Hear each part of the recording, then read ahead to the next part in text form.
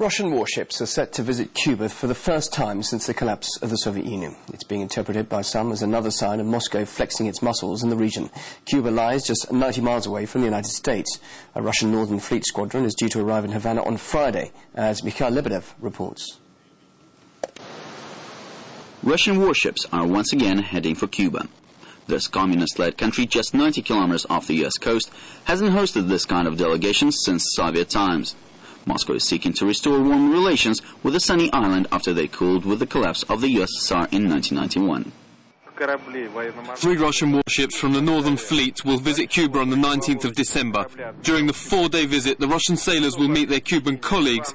We hope that this visit will help to strengthen ties between our navies. The destroyer Admiral Chebanenko, along with the nuclear-powered cruiser Peter the Great and support ships, arrived in the Caribbean last month. The deployment is widely seen as show of force close to U.S. shores and in response to the U.S. use of warships to deliver humanitarian aid to Russia's neighbor Georgia after the war in August.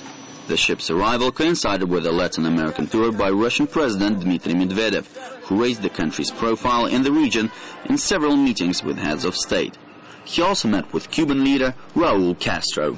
Russia is looking in the region for those who are ready to think and act independently in the world. And indirectly, it is also a sign to the United States that we have access and good debates in your backyard. The visit to Cuba is now just one of many highlights of this naval mission.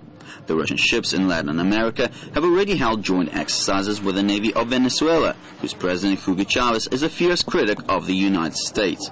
And the Admiral Chebanenko became the first Russian warship to sail through the Panama Canal since the World War II. This visit and the entire voyage could be seen as a sign of the increasing operability of Russian warships on the one hand, and on the other it's Russia claiming its interest in Latin America and showing its flag to its friends in the region.